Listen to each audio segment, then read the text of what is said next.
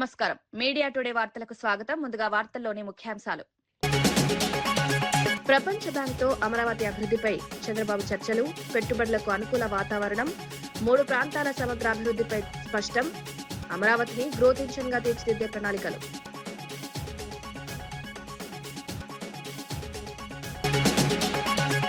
కేటీఆర్, హరీష్ పై పొంగులేటి తీవ్ర వ్యాఖ్యలు, అబద్దాలతో మభ్యల పెడుతున్నారని విమర్శ, తప్పుడు ప్రచారంతో మళ్లీ అధికారంలోకి రావాలనే ప్రయత్నం, నిజాయితీతో రాజకీయాలు చేయాలని సూచన.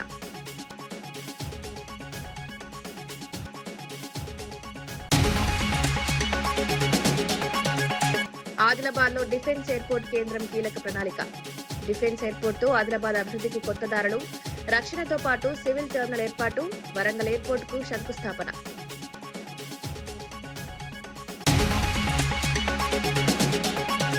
హరీష్ రావుపై ఎంపీ కిరణ్ రెడ్డి ఘాటు వ్యాఖ్యలు, 10 ఏళ్ల పాలనను మర్చిపోయారని విమర్శ, బీజేపీ కూడా బీఆర్ఎస్ స్క్రిప్ట్ అనుసరిస్తోందని ఆరోపణ, మేనిఫెస్టో హామీలో 30% కూడా అమలు కాలేదని విమర్శ.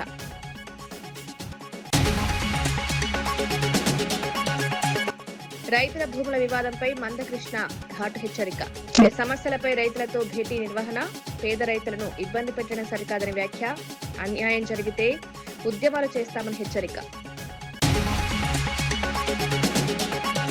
ముఖ్యమంత్రి చంద్రబాబు ప్రపంచ బ్యాంక్ ప్రతినిధులతో కీలక సమావేశం నిర్వహించారు. అమరావతిలో భారీ పెట్టుబడులకు అవకాశాలపై చర్చించారు. రాష్ట్రానికి అమరావతి గ్రోత్ ఇంజన్ గా మారుతుందని ప్రతినిధులు అభిప్రాయపడ్డారు. ప్రపంచ స్థాయి రాజధాని నిర్మాణంతో పాటు సమగ్ర అభివృద్ధి లక్ష్యంగా ప్రణాళికలు రూపొందిస్తున్నామని సీఎం తెలిపారు. రాష్ట్రాన్ని 3 ప్రాంతాలుగా అభివృద్ధి చేసే విధంగా చర్యలు తీసుకుంటున్నట్లు వివరించారు. పెట్టుబడులను ఆకర్షించేందుకు అనుకూల వాతావరణం సృష్టిస్తున్నామన్నారు. ఈ సమావేశం రాష్ట్ర అభివృద్ధికి కీలకంగా మారే అవకాశం ఉందని అధికారులు భావిస్తున్నారు.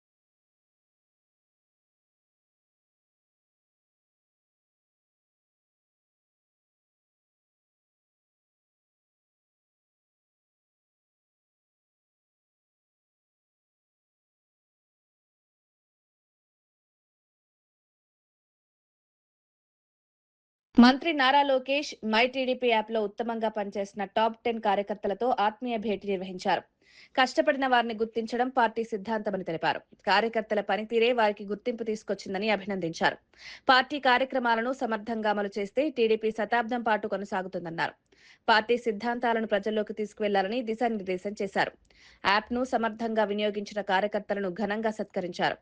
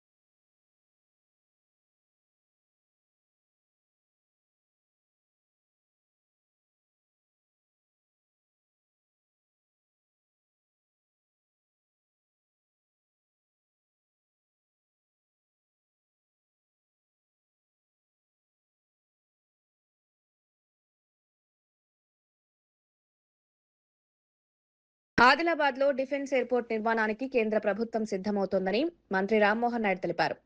ఈ నెల 17న రక్షణ, సివిల్ ఏవియేషన్ రాష్ట్ర అధికారులతో కలిసి క్షేత్రస్థాయి పర్యటన చేపడతామన్నారు. రక్షణ శాఖ నిర్మించే ఈ ఎయిర్పోర్ట్ లో సివిల్ ఏవియేషన్ కోసం ప్రత్యేక టెర్మినల్ ఏర్పాటు చేస్తామని వెల్లడించారు. వరంగల్ విమానాశ్రయానికి 3 నెలల్లో శంకుస్థాపన జరుగుతుందన్నారు. ఈ ప్రాజెక్టులతో ప్రాంతీయ అభివృద్ధికి కొత్త దారులు తెరుచుకుంటాయన్నారు.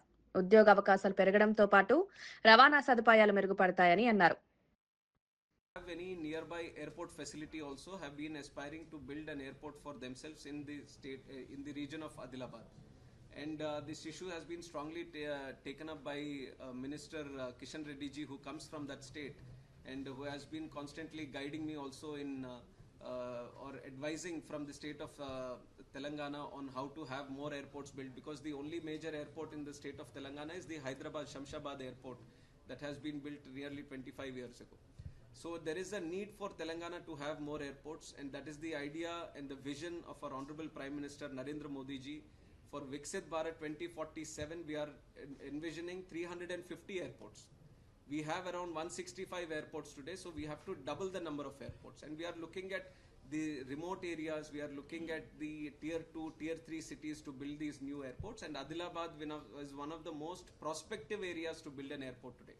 And what we have observed there is that there is already an old airstrip lying with the Ministry of Defence, and they have compiled 370 acres of land for themselves. So that is why it was important for us to interact with the Ministry of Defence to get their support in expanding that airport into a proper full-fledged airport. So we are very thankful on behalf of the state of Telangana and people of Telangana that Rajnath Singh sir has extended full cooperation in building the airport, and all the necessary approvals also. He has assured that we are in the interest of building an airport there.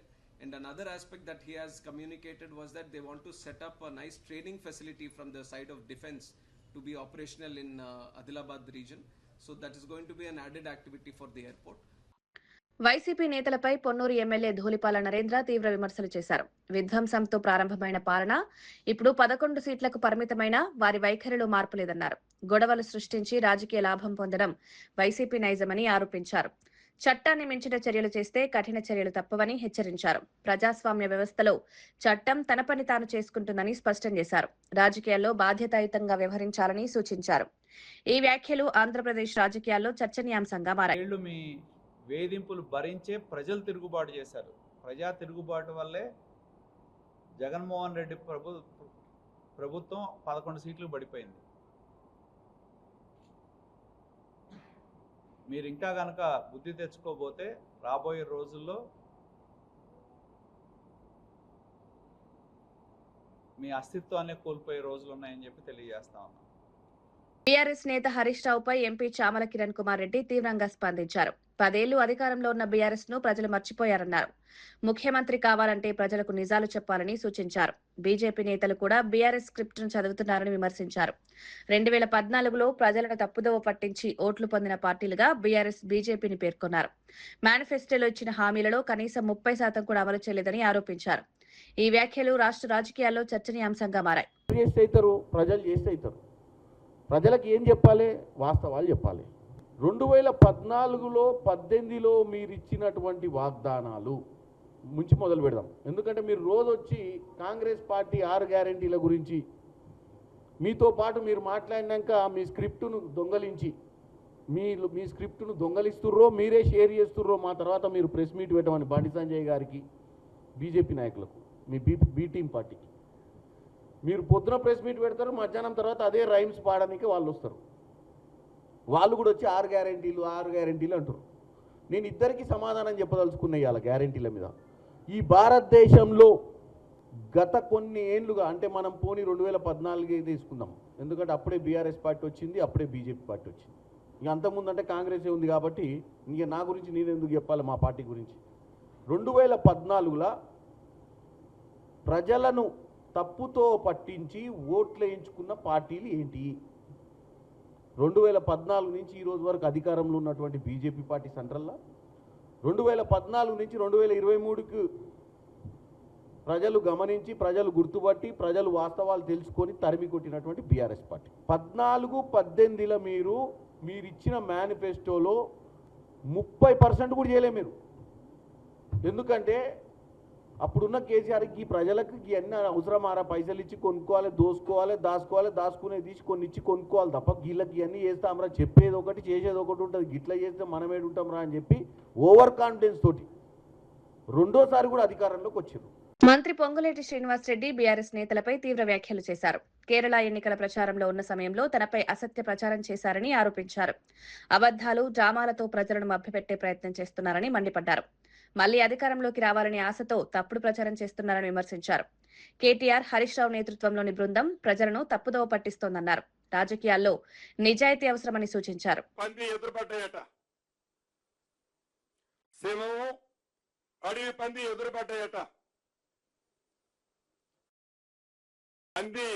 ఈ సింహాన్ని రెచ్చగొట్టడానికి ప్రయత్నం చేస్తుందట. నువ్వేం చేయలేవు, నువ్వు అది చేయలేవు, నువ్విది చేయలేవు, నువ్వు ఎత్తుగా లావుగా ఉన్నావు అని ప్రేరేపణలు పేలుతుందట. పేలి పేలి పేలి శవానికి ఒక స్టేజ్ లో కోపం వచ్చిందట. వస్తే సింహం 2 అడుగులు ముందుకేసేసరికి ఈ అడవి పంది పక్కనే ఒక పెద్ద గుంట ఉందట, బురద గుంట. పోయి ఆ బురద గుంటలో పోయి మొత్తం ఆ బురద పూసుకొని వచ్చి ఇప్పుడు రమ్మంటుందట. అంటే అది బురద రాసుకుంటే ఆ బురద సింహం రాసుకుంటది. 10 సంవత్సరాల్లో ఏవైతే ఈ రాష్ట్రాన్ని కొల్లగొట్టి ఆ బురదని ఈ ప్రభుత్వానికి అంటగట్టాలని ఎంత తాపత్రయపడుతుందో. మాజీ స్పీకర్ తమ్మినేని సీతారాం అమరావతి రాజధాని అంశంపై సంచలన వ్యాఖ్యలు చేశారు. ప్లాన్ బి మావిగన్ను అమలు చేస్తే ప్రపంచ స్థాయిలో పోటీ పడగలమన్నారు. అమరావతికి ఖర్చు చేస్తున్న మొత్తంలో కొంత భాగం మావిగన్కు వెచ్చిస్తే అది నెంబర్ 1 రాజధాని అవుతుందని పేర్కొన్నారు. అప్పుల్లో ఉన్న రాష్ట్రంపై మరింత భారం మోపడం సరికాదని విమర్శించారు. ఈ విషయంలో ప్రభుత్వం సరైన ఆలోచన చేయడం లేదన్నారు. ఒక ప్రతిపక్ష రాజకీయ పార్టీగా మా బాధ్యత ఏంటి? సులభతరంగా మీరు పూర్తి చేసుకోగలిగే పరిస్థితి కల్పిస్తుంది. అందులో 10% మీరు ఖర్చు పెడితే నెంబర్ 1 ఎగ్జిక్యూటివ్ అవుతుంది, నెంబర్ 1 రాజధాని. మీరు ఆ పాట ఆలోచించలేదా బాబు గారు? మీకు ఆ మాత్రం తెలియదా? అలా తిరుపతి లడ్డూలో పందుకో కలిసింది, దీంట్లో ఇది 2 ఏళ్ళు ఆగారు దానికోసం. సాగది ఆఖరి టప్పలు.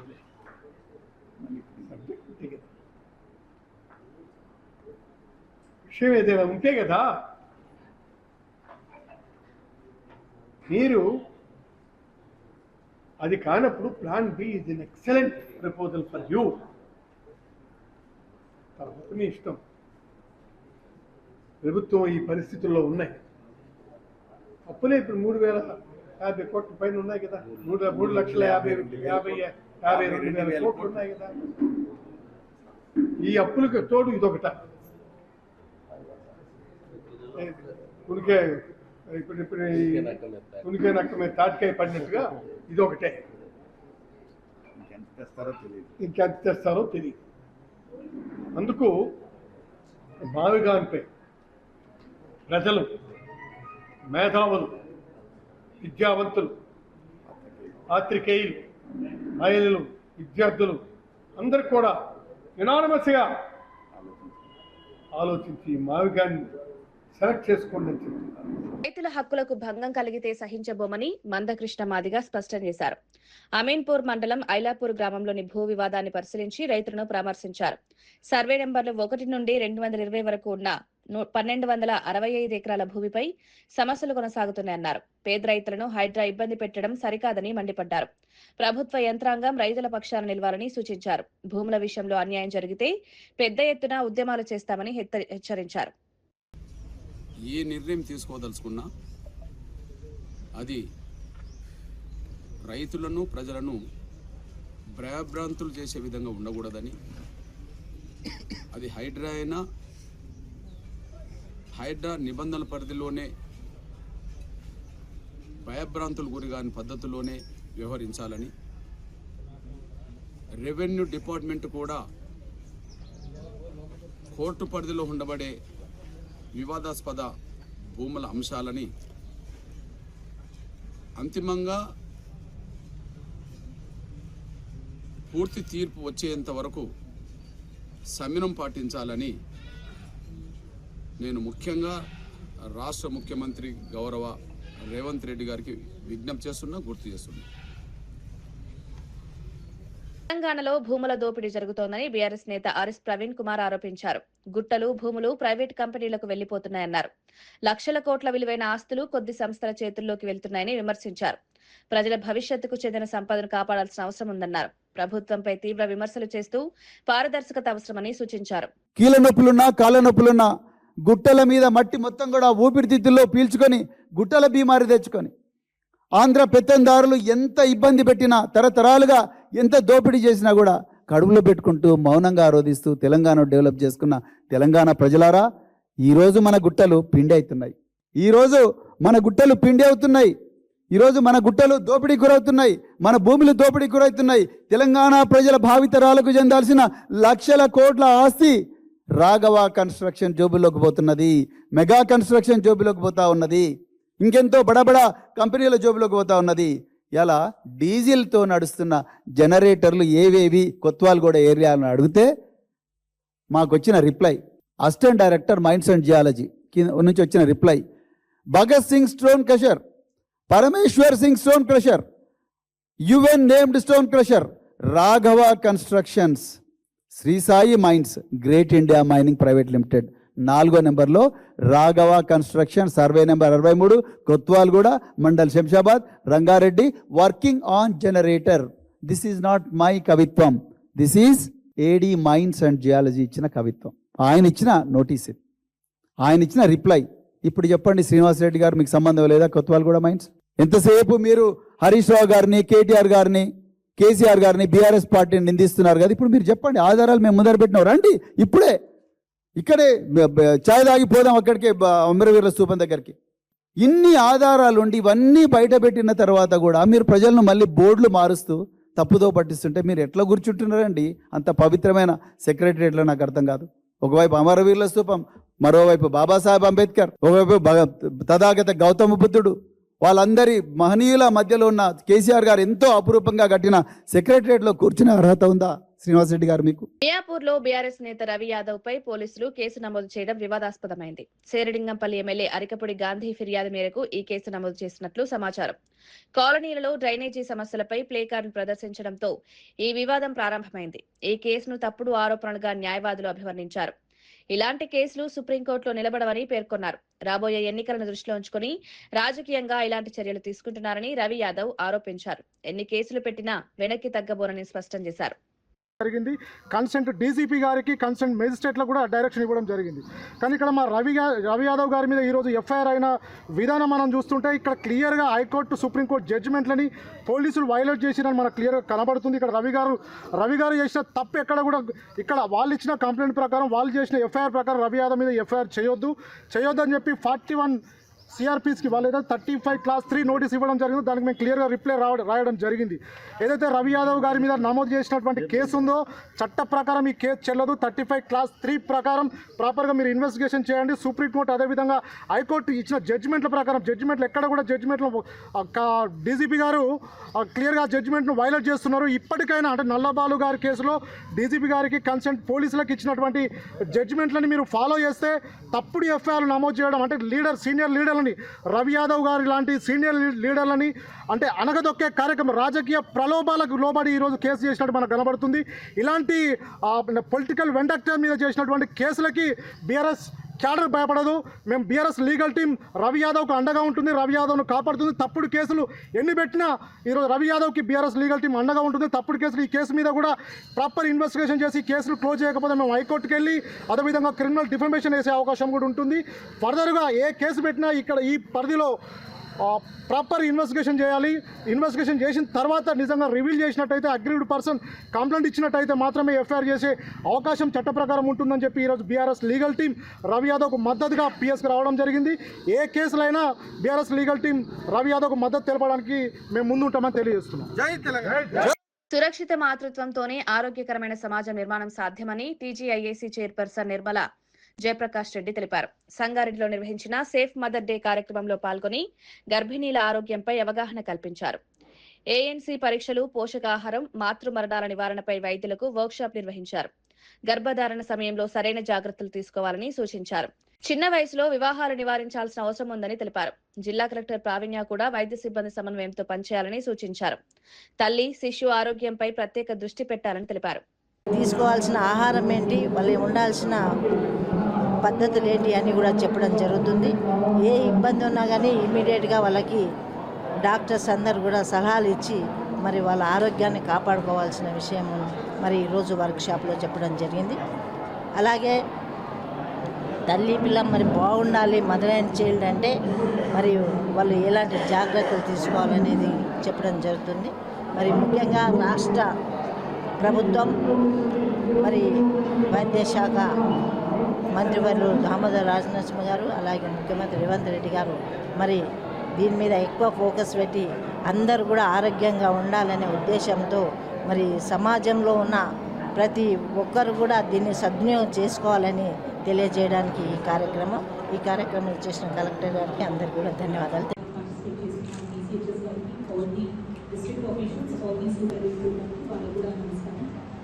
ఈరోజు మనము చూసుకుంటే మెయిన్ ఆస్పెక్ట్స్ ఒకటి యాంటీనేటల్ చెకప్స్ మీద మనము ఫోకస్ చేసుకోవాలి.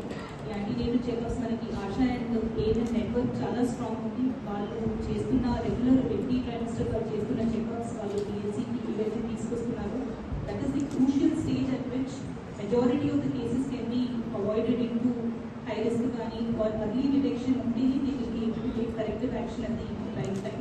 100% ట్రాకింగ్ ఆఫ్ ఎవ్రీ విమెన్ డిస్ట్రిక్ట్లో, రూరల్లో అవ్వచ్చు, అర్బన్లో అవ్వచ్చు, 100% of the women who are pregnant they should be tracked by our health system.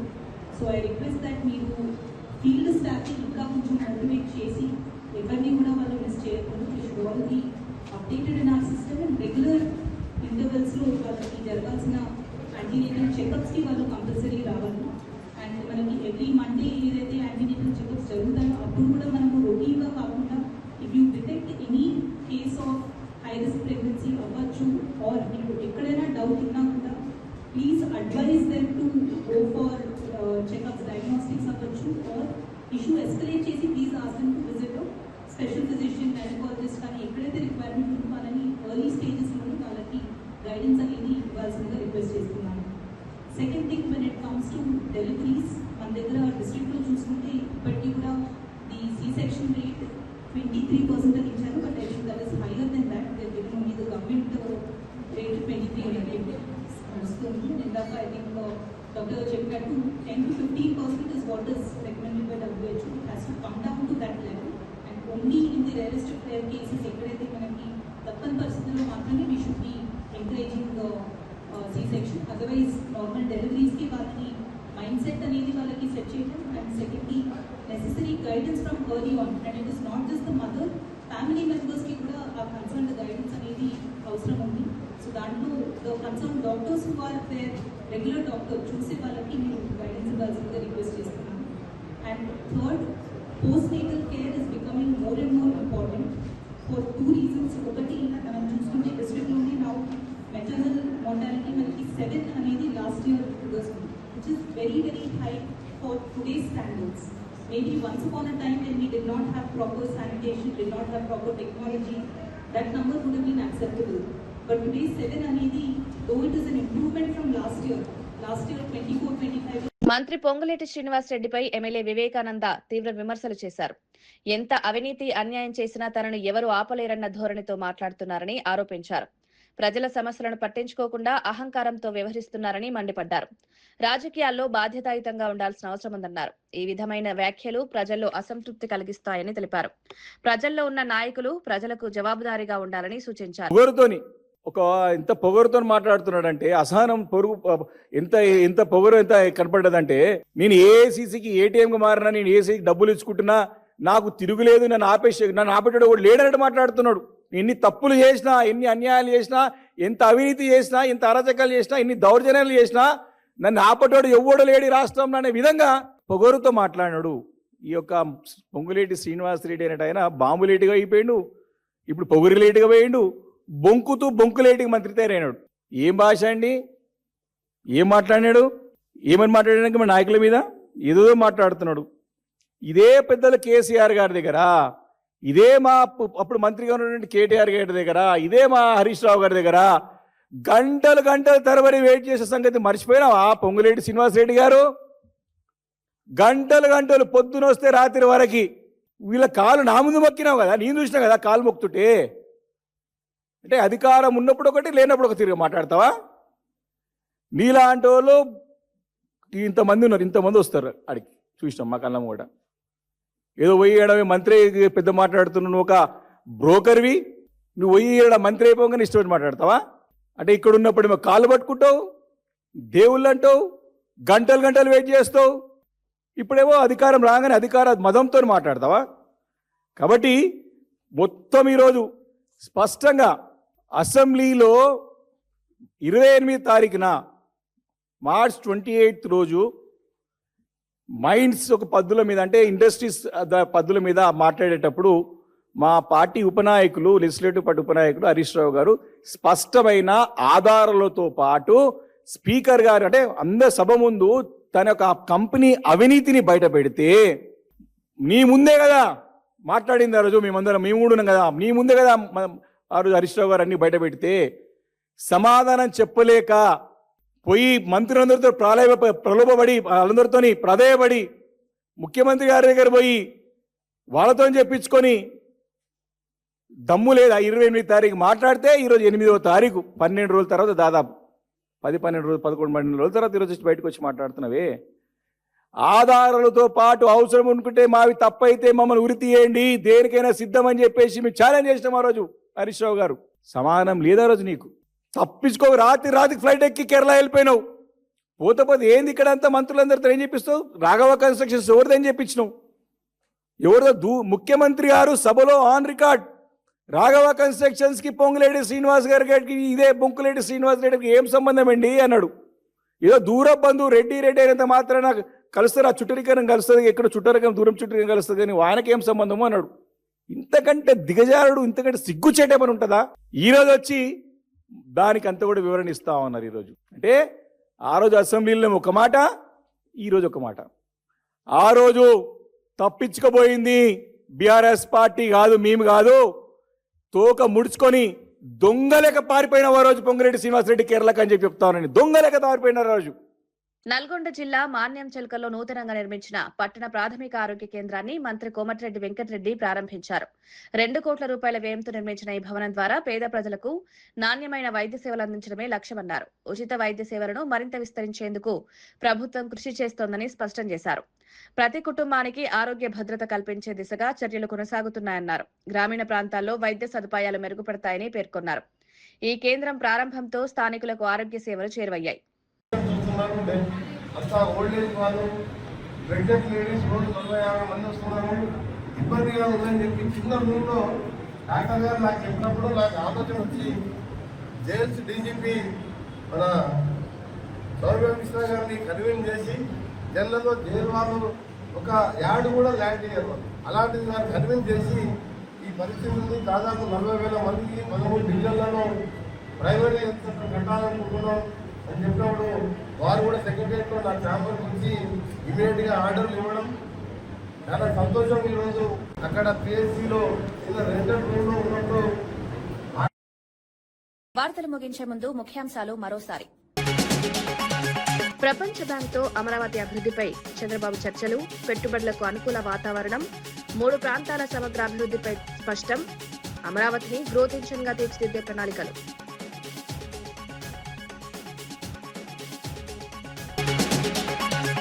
KTR Harish పై పొంగులేటి తీవ్ర వ్యాఖ్యలు, అబద్దాలతో మభ్యలు పెడుతున్నారని విమర్శ, తప్పుడు ప్రచారంతో మళ్లీ అధికారంలోకి రావాలనే ప్రయత్నం, నిజాయితీతో రాజకీయాలు చేయాలని సూచన.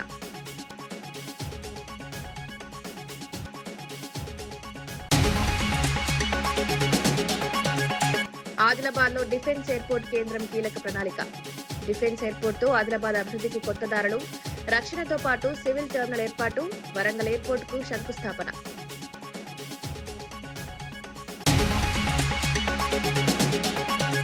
హరీష్ రావుపై ఎంపీ కిరణ్ రెడ్డి ఘాటు వ్యాఖ్యలు, 10 ఏళ్ల పాలనను మర్చిపోయారని విమర్శ, బీజేపీ కూడా బీఆర్ఎస్ స్క్రిప్ట్ అనుసరిస్తోందని ఆరోపణ, మేనిఫెస్టో హామీలో 30% కూడా అమలు కాలేదని విమర్శ.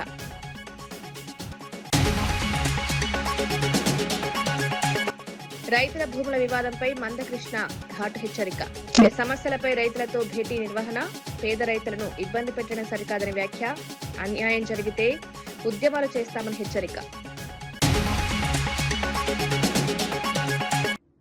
ఇవి ఈనాటి వార్తా విశేషాలు. మరో బులెటిన్లో మళ్ళీ కలుద్దాం. నమస్కారం.